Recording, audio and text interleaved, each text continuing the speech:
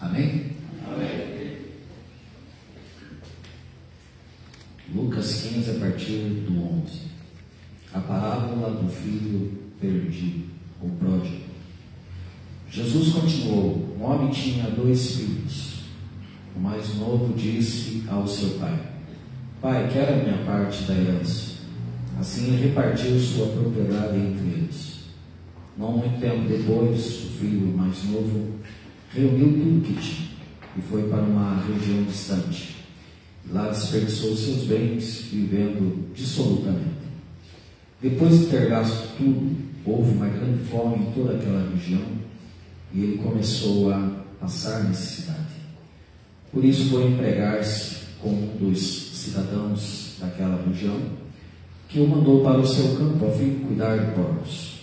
Ele desejava encher o estômago com as vagens de alfarreira que os porcos comiam, mas ninguém lhe dava nada.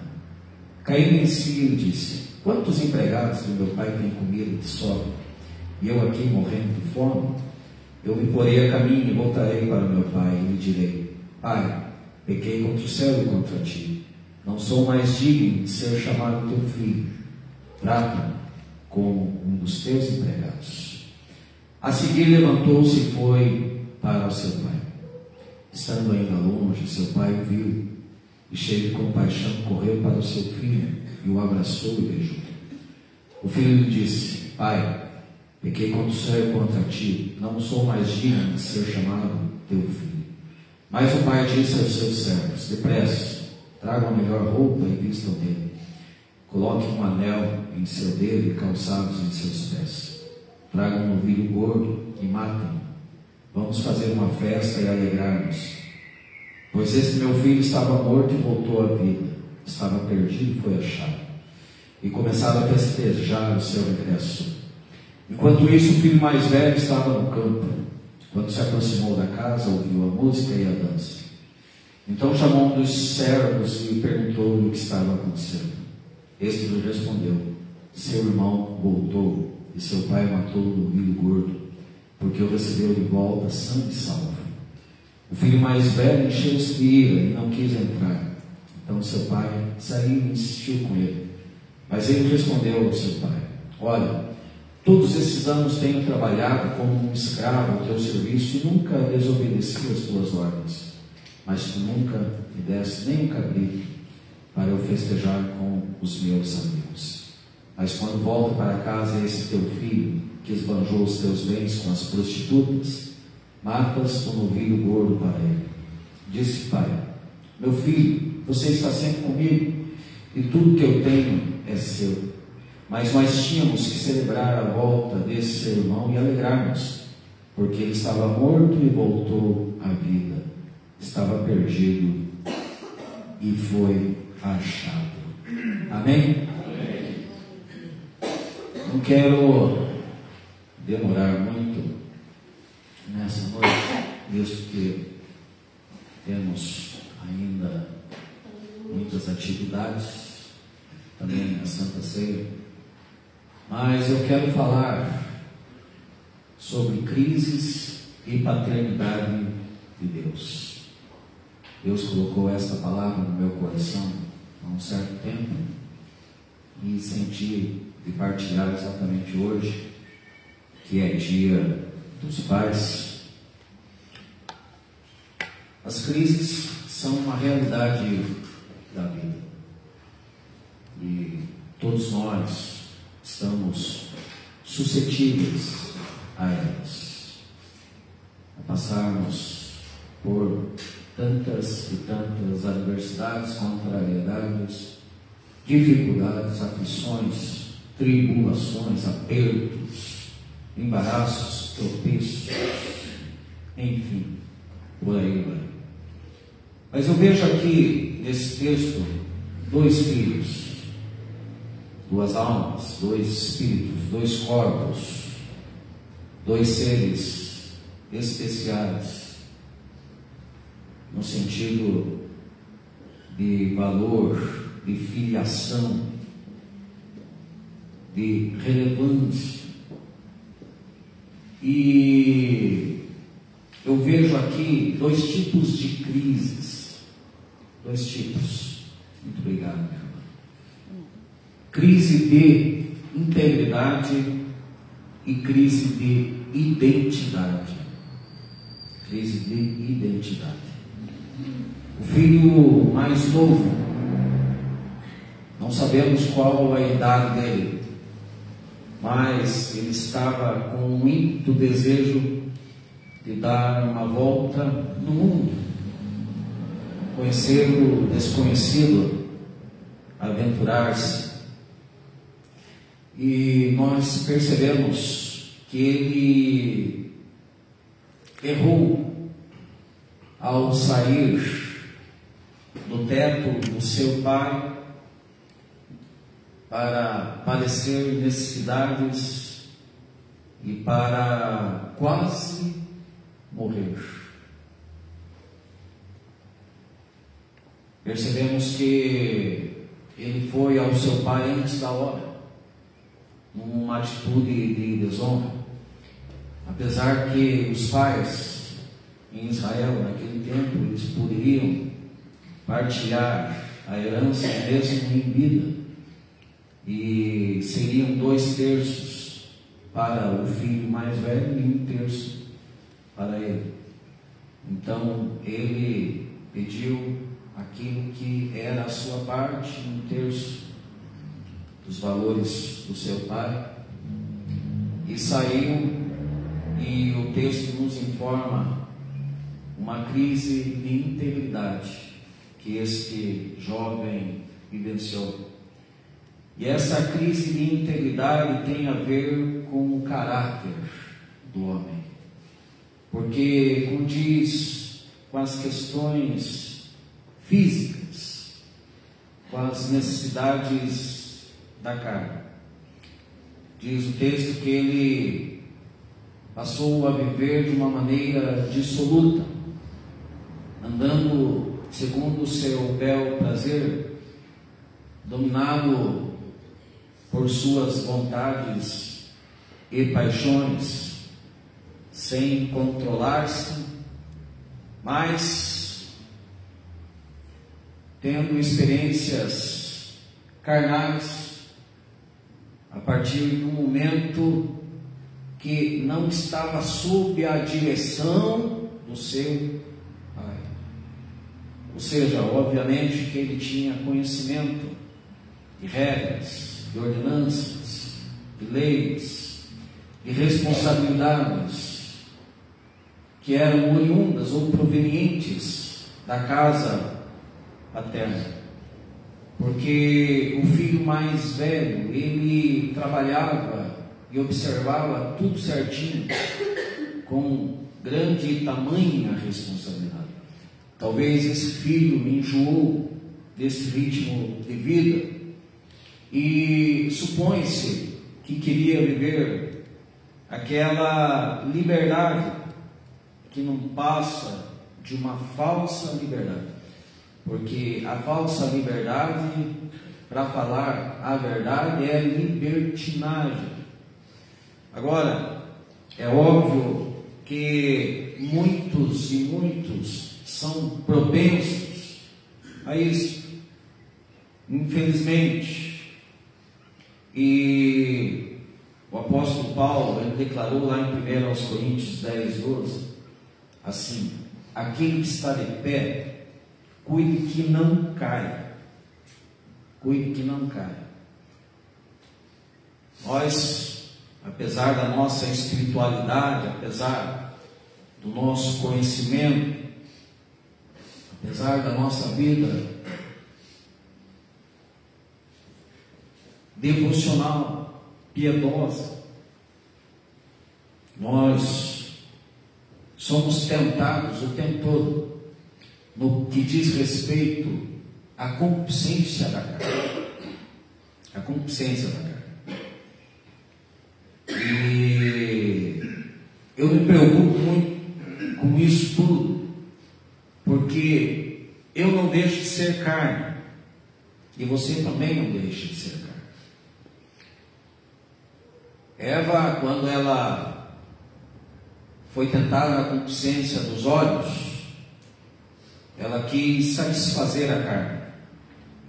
E a carne foi mais forte do que ela. Porque até a queda existem fatores anteriores.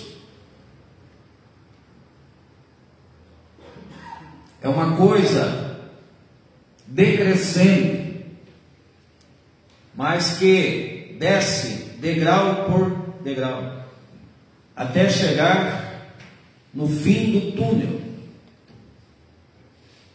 Eva tinha um ser ardiloso, influenciando ela, a ponto de lhe mostrar aquilo que era proibido. E ela, mesmo estando num jardim absolutamente perfeito, ela contemplou aquilo que era proibido a ela. E o que ela desejou? Exatamente o ilícito. É nesse sentido que nós, como cristãos, devemos ter muito cuidado. O apóstolo Paulo declarou assim: todas as coisas me são lícitas, mas nem todas me convêm. Se aquilo que é lícito, tem muitas coisas que são liberadas, mas mesmo assim não são convenientes. Imaginemos nós aquilo que é ilícito, aquilo que é terminantemente proibido. Só que tinha um ser ali ardiloso, astuto, dominando a situação. E infelizmente este ser tem dominado a mente de muitos. Só que a Bíblia diz que nós não devemos dar lugar ao diabo. Não devemos dar lugar ao diabo. E olha, gente, é muito fácil dar lugar ao diabo. Só que se chegar nesse ponto, se chegar nesse nível de dar lugar ao diabo, pode acontecer um arregaço.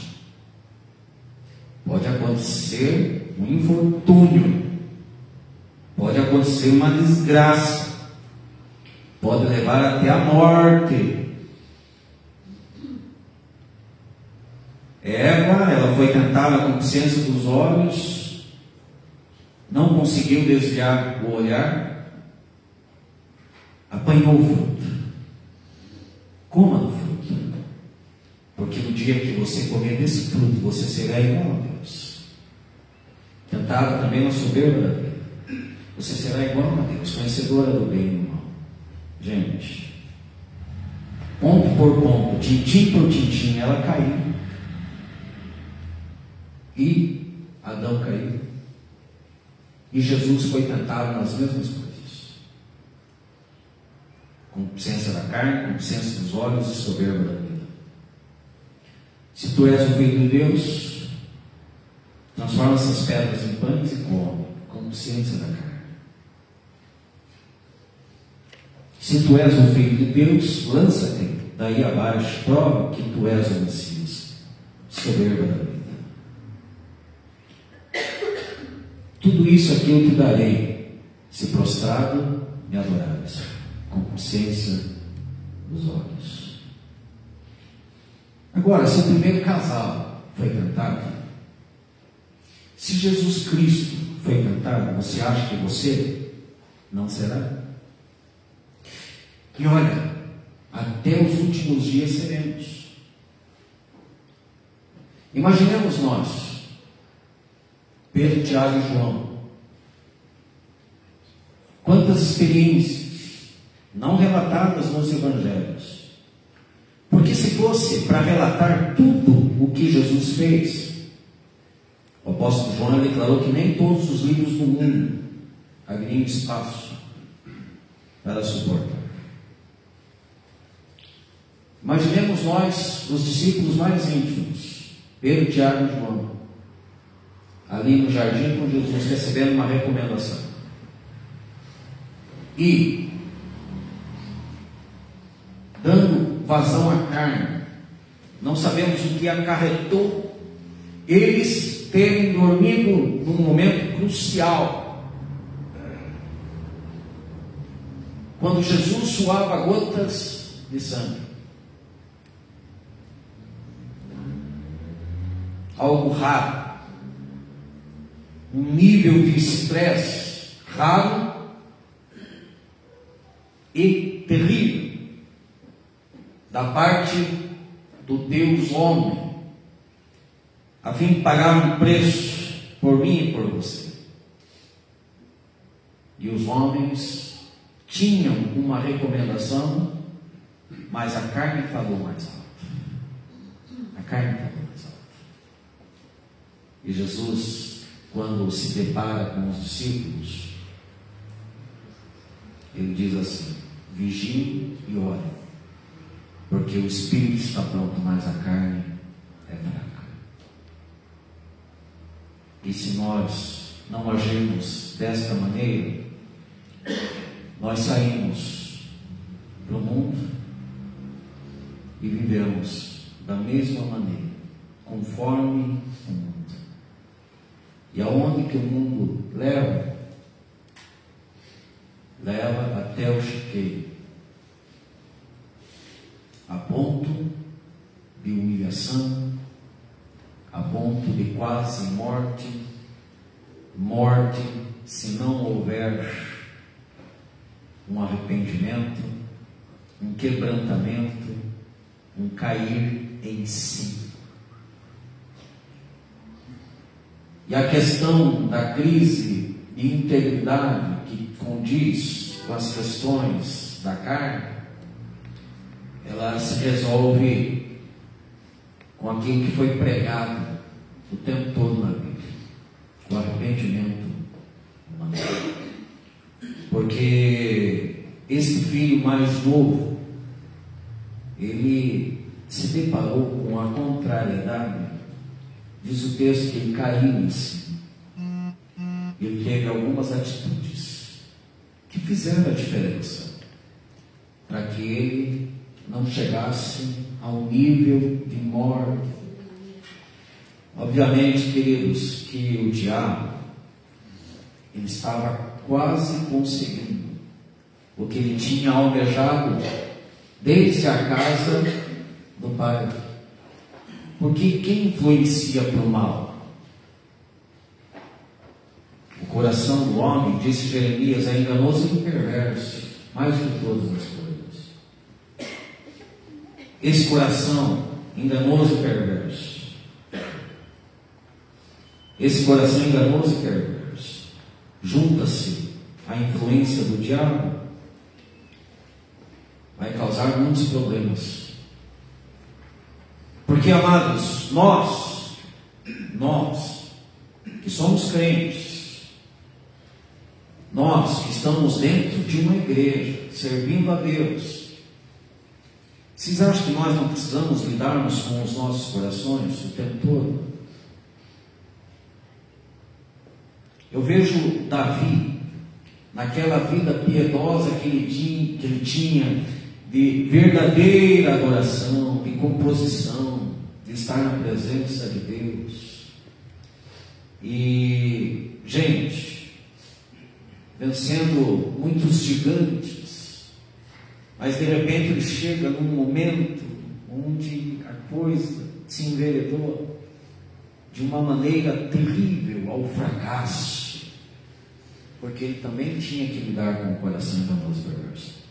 Por mais que ele fosse o homem segundo o coração de Deus, que Deus viu que Davi seria alguém exponencial, uma referência em Israel. De fato foi. Mas o que fez a diferença na vida de Davi? Também o seu arrependimento, o cair em si, a confissão de pecados. Passou em determinado momento por uma crise de integridade. E isso não está longe de mim nem de você. E tem a ver com o nosso caráter.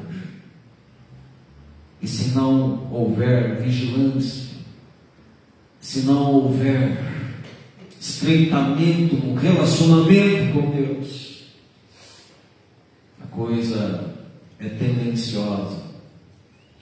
E o apóstolo Pedro, ele declarou que o diabo ele anda bramando como um leão ao nosso derredor, buscando a quem possa tragar. Ele não está almejando só os impiedosos, mas principalmente os piedosos. Então, assim, queridos, precisamos vigiarmos e orarmos, porque na verdade o espírito está pronto, mas a carne não deixa de ser fraca. Por outro lado, nós vemos que este jovem teve um posicionamento que fez toda a diferença na sua vida. Aí quando ele retorna, ele está disposto a fazer tudo diferente. Ele tem uma iniciativa nobre e ele quer mudança de vida, porque ele lembrou-se da casa do Pai, do seio paterno, lembrou-se da abundância que há no coração de amor do Pai. E quando ele chega, ele está cheio de desejo de confissão, porque o arrependimento leva exatamente a isso. A pior coisa que tem é a não confissão de pecados, porque não há arrependimento, não há cair em si, não há noção de exposição de erros, ou de reconhecimento de erros, porque obviamente que esse filho pródigo, ele reconheceu que ele errou. Olha, eu aqui perdidinho, quanto que na casa do Pai até os empregados têm abundância de pão, e eu estou aqui nesse estado lastimável, miserável, onde os porcos estão sendo mais abençoados. E ele desejava comer o que os porcos comiam, mas nem aquilo lhe era dado. Ou seja, ele tinha que ter um posicionamento, e ele fez a coisa certa. E tomou o rumo da casa do Pai. E quando chegou lá, não precisou nem terminar a sua confissão, porque o Pai já conhecia o seu coração. Agora nós vemos um outro filho, o mais velho, com crise de identidade. E a crise de identidade é a pior. São os desencontros emocionais, são as descompensações da alma. É aquele que se auto-justifica, porque o centro é ele. E tem a ver com muitos fatores. Tem a ver com a personalidade. Tem a ver também com a criação. Tem a ver, talvez, com a inteligência, mas principalmente com os dissadores da vida. Aquilo que vivenciou, que segundo seus próprios olhos eram injustos. Porque talvez o pai até desse mais carinho, mais atenção ao filho caçula, ao filho mais novo. E isso ele foi guardando no seu coração, alimentando demônios que eu digo, os monstros próprios da pessoa, aquele Caim que habita dentro de todo ser humano, porque Paulo nos revelou exatamente essas questões de Caim e Abel dentro de nós, quando ele falou assim: o bem que eu quero fazer, esse eu não faço, mas o mal que eu não quero fazer, esse eu faço. com facilidade. É o Caim e o Abel. O Caim está incitando a fazer o mal, o Abel está influenciando para fazer o bem. Só que na maioria das vezes é o Caim quem vence.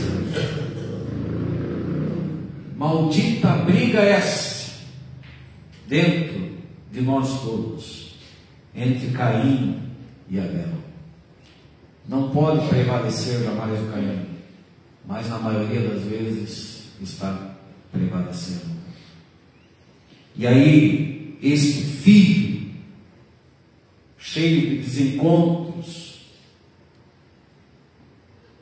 ele é o único que não se alegra com o retorno do irmão. Está raivoso, está irado, nos revela rancor, nos revela uma alma doente. E o pior, contesta com o pai a atitude do pai em relação ao outro filho. É muito triste um relato como esse da parte de Jesus, porque infelizmente, queridos, tudo isso não está longe, nem de mim, nem de você, nem da minha família, nem da tua família. São as questões humanas, as dores, são as questões complexas no que diz respeito aos filhos dos homens. E isso vem, queridos, desde o princípio. Desde que o pecado conseguiu adentrar neste mundo.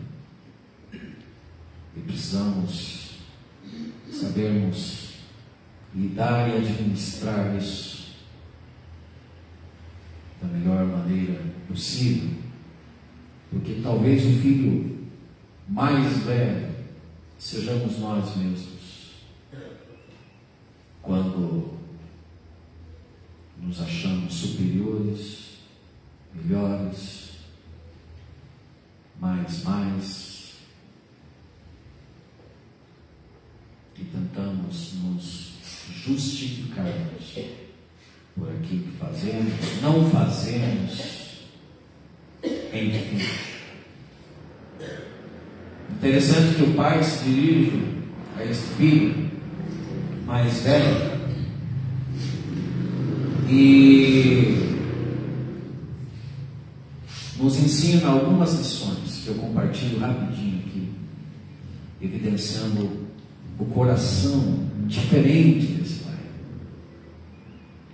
Esse pai não era pai do filho mais novo somente, era pai do filho mais velho também, porque ele é pai de todos. Quando Jesus ensinou a orar, ele declarou assim: Pai nosso que estás nos céus. Porque esse Deus quer ser pai de todos. E ele chega colocando ordem na casa. E ao mesmo tempo que ele tinha toda sorte de provisão ao filho mais novo, anel para o dedo, sandália para os pés, vestes novas, churrasco, ele tinha toda sorte de provisão para o mais velho também, porque ele é um provedor de todos nós. Ele declarou para o filho mais velho: tudo que é meu é teu também. Só que aonde estava o erro? Daquele que não estava sabendo usufruir de tudo que tinha por causa dos seus desencontros emocionais. Mas essas questões da alma é somente o Pai quem pode cuidar.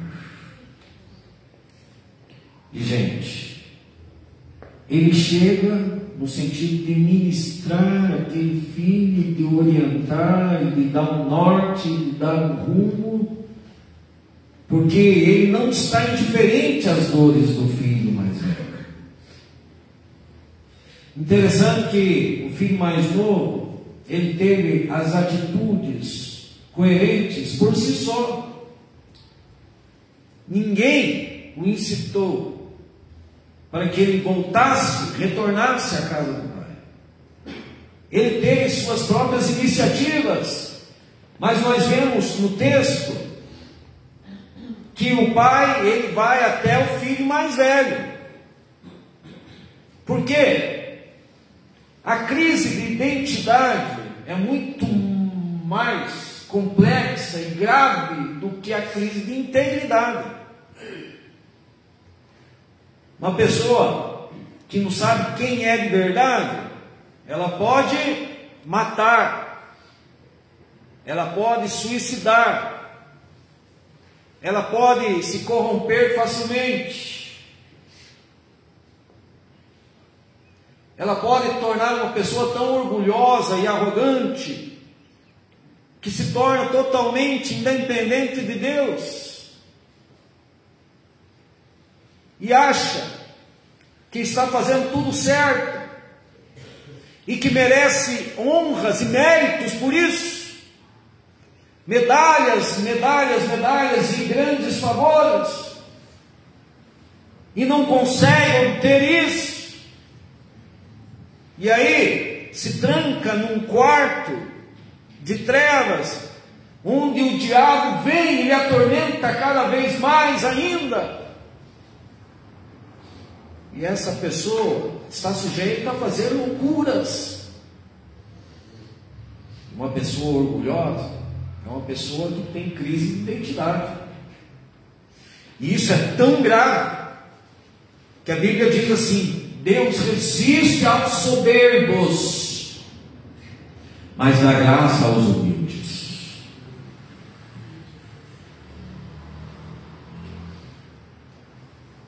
Vou repetir mais uma vez: Deus resiste aos soberbos, mas dá graça aos humildes.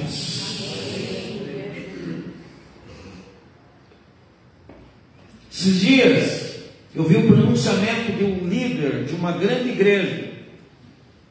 Eu não estou aqui para julgar ninguém, porque eu sei quem eu sou em Cristo. E eu sei que eu sou totalmente necessitado da graça e da misericórdia do Senhor. Não me considero absolutamente melhor que ninguém, e Deus me é prova disso. Deus me é prova disso, e não uso o nome de Deus em vão. Não me considero melhor que ninguém. O líder de uma grande igreja estava dando pronunciamento acerca de um de seus pastores que se suicidou. Não sei se alguém viu isso. Agora, por que aquele pastor se suicidou, meu Deus do céu? Por que chegar no nível, um ponto como esse? Eu pergunto para mim e para você: quem somos nós para julgarmos uma pessoa quando age assim?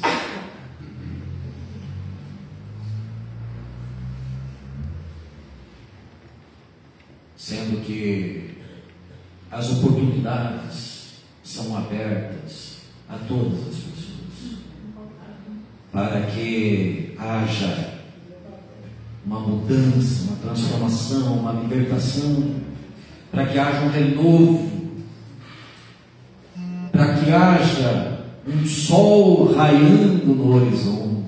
Aleluia. Quantas pessoas vivem em tempos nublados e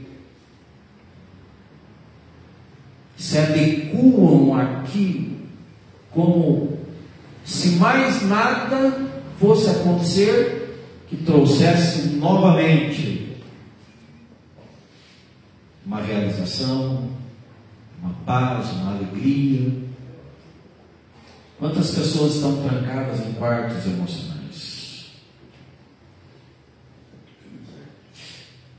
Nós somos tão atormentados muitas vezes ficamos tão perturbados que, se fosse para nós levarmos em consideração o tamanho das nossas lutas e batalhas, com certeza em algum momento nós nos trancaríamos dentro de quartos emocionais e ali ficaríamos.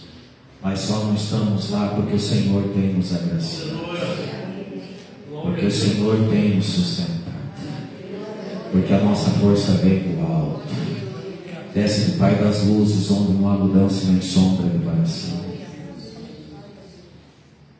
Eu fico pensando, queridos, tudo que eu já passei na minha vida, todos os sofrimentos, os choros. Hoje é dia dos pais, e eu estava me lembrando do meu pai. Eu vi o meu pai definhando numa cama, num processo de morte de 4 anos, onde ele faleceu com câncer. Gozou de vida até os 80 anos com saúde. Foi acometido de um câncer de próstata e ali definhou até a morte. Faleceu com 84 anos. E tinha um tempo que ele não tinha força nenhuma para comer mais. Estava emagrecendo. Acho que morreu com 50 quilos, um pouquinho mais, talvez. E eu estava derramando as lágrimas. E estava me lembrando do meu irmão também, que era pai. Não conseguiu ser pai, assim, ter o filho dele mesmo, mas adotou uma criança e criou aquele filho como um pai de verdade. E no dia que meu pai faleceu, eu adotei ele praticamente como um pai, que ele era o nosso irmão mais velho. As minhas irmãs estão aqui. E ele resolve morrer bem no dia do meu aniversário. Eu estava indo buscar o Azaf na escola, de repente a Rose ligou para mim dizendo que ele tinha falecido. E era o dia do meu aniversário. Se eu fosse contar para vocês tudo que eu já vivenciei de tristezas e de sabores desta vida, dificuldades, gente, eu já teria saído pela tangente várias horas. Teria voltado, talvez, a resolver os meus problemas na mesa de bar, como era outrora, onde afogava as mágoas, vencia as angústias, as neuras, as depressões, na mesa de um bar, como se fosse fácil resolver os problemas e angústias da vida na mesa de um bar. Não é fácil resolver guerra nenhuma em mesa de bar, não é assim. Todos nós sabemos disso, até porque todos nós somos inteligentes. Quem é inteligente que glorifica ao Senhor? Vaidosos também.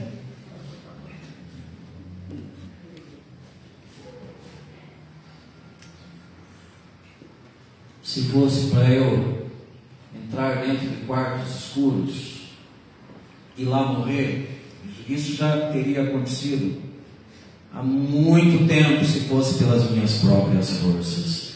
Mas o Pai de amor tem uma obra na minha vida e tem me sustentado sem que eu perceba que Ele está me sustentando. A Ele é a glória. E com você não é diferente. Quem glorifica esse Pai de amor?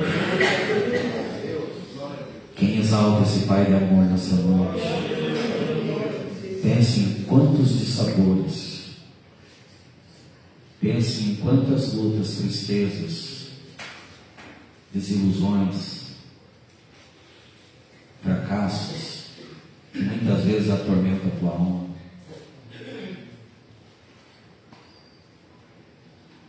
Eu tinha tudo para ser alguém frustrado, nato. Eu tinha muito desejo de ser professor de seminário. E quando eu me formei, eu tinha assim um certo orgulho no meu coração. Eu fiz um pacto comigo mesmo. quando eu me formar pastor, eu vou e largo na mesma hora do meu serviço, faço um acordo e vou ser pastor. Mal sabia eu como funcionava a coisa. E peguei lá o diploma de bacharel, fui na loja onde eu trabalhava, falei o seguinte: agora eu sou pastor, nem tinha sido consagrado pastor ainda, agora eu sou pastor e vou viver da obra, vou pastorear a igreja. Pensava eu que no outro dia eu já ia ser co-pastor do pastor. E fui, fiz um acerto na loja e cheguei e falei, conversei com o pastor Lando. Pastor Lando, só faltou me surrar. Você está ficando louco, menino? Como pode? Você é um pai de família. Como que você vai e pega conta do teu serviço e assim? Olha, você vai ter que orar muito para que Deus abençoe a igreja, para que nós possamos dar uns recursos para você. E eu me atravessei no processo. Ainda bem que Deus é misericordioso, é Pai. Dali uns dias ele chegou para mim e falou assim: ó, você quer pastorear mesmo? Quero, pastor. Você é o seu auxiliar na segunda igreja. Não, você vai lá para a reserva. Porque estão precisando de um pastor lá. Eu pensei: meu Deus do céu, já veio índio na minha cabeça. Uma coisa assim, meu Deus, que lugar que é esse? Nem conhecia de reserva. Sangue de Jesus Cristo. Falei meio murcho, amém, pastor. Se for assim, vamos. Fui para a reserva, fiquei 10 anos lá. E tinha aquela certeza que uma hora a porta ia se abrir para que eu fosse professor de seminário. E passou um ano, 2 anos, 3 anos. Gente, hoje eu sou professor de seminário, mas levou muito tempo. E se eu não tivesse perseverado e vencido os dissabores e esperar o momento certo, talvez isso nem acontecesse na minha vida. Só que eu pensava que tinha que ser no meu tempo. E nem sempre é assim que funciona. E isso tem levado muitas pessoas às descompensações, às neuroses. Olha, eu faço tudo certinho. Aí vem este teu filho, ele tem problema emocional consigo mesmo e não quer nem saber da sua própria casa. E isso é muito triste. Mas isso não está longe de acontecer na minha casa, na tua casa, na igreja. Porque quem Jesus de fato estava criticando aqui? Os fariseus, que eram os melhores, santificados, justos, tentavam corresponder e ter o respaldo de Deus através das suas próprias atitudes e obras, e isso ninguém consegue, porque quem faz tudo em nosso favor é o Senhor nosso Deus. E Jesus estava expondo, esclarecendo aqui exatamente o mau relacionamento que os fariseus tinham com Deus, e eles se achavam que estavam tudo 100%, mas não estavam. Porque aquele que verdadeiramente se arrependeu e caiu em si, chegou em casa, não culpou ninguém, esse estava fazendo a coisa certa. Mas aquele que estava dado ao mau relacionamento teve que ter ali a assistência do pai, e o pai deu toda a assistência, porque ele é um pai de amor e compaixão, de misericórdia. E ele falou assim: filho, é justo nós nos alegrarmos. Sabe por quê? Porque esse teu irmão, ele pode ser meu filho, tá certo? Você falou assim: esse teu filho, ele pode ser meu filho, mas ele é teu irmão também. Esse teu irmão estava morto e reviveu, estava perdido e foi achado. Aleluia. Tudo que é meu é teu. Basta você saber usufruir.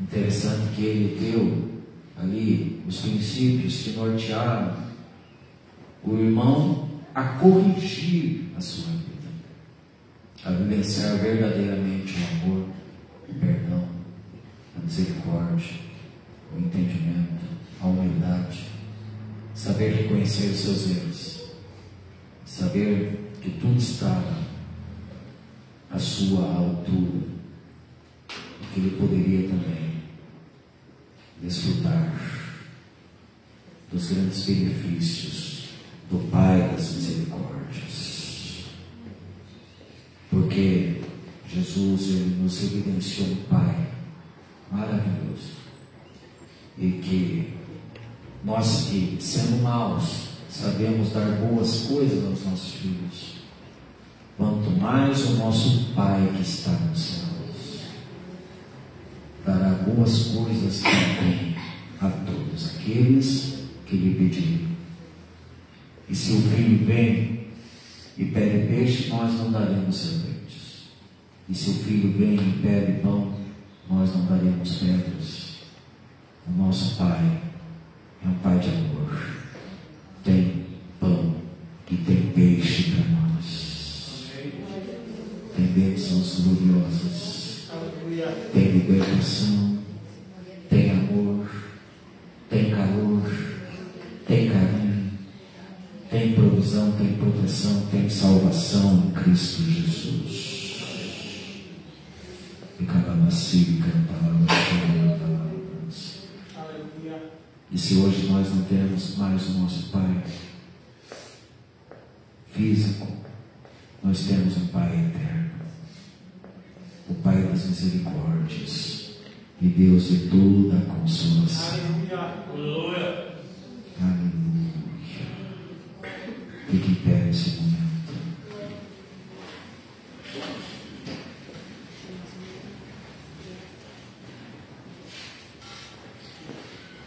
Talvez você não esteja vivenciando nenhum tipo de crise, não esteja sofrendo com crise de integridade, nem com crise de identidade. Mas se você tem algum desajuste emocional, coloque-se agora diante desse Pai de amor.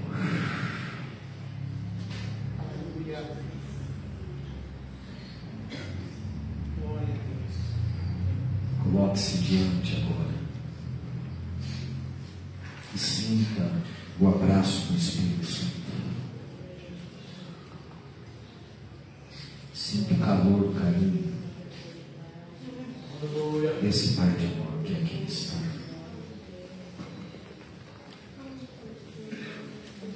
Interessante que Deus se posiciona como Pai,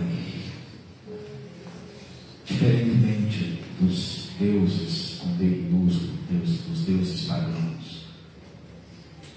Ele é um Pai. Oh, aleluia. Sinta-se tocado agora, ministrado.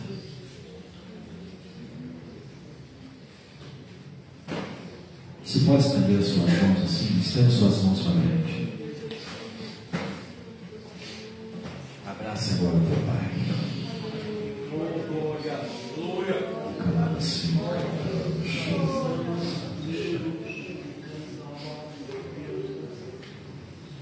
sinta o coração do Pai batendo em você.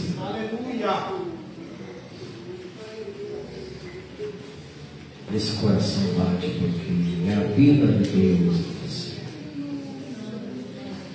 É Deus soprando na tua boca e te dando ar para você respirar.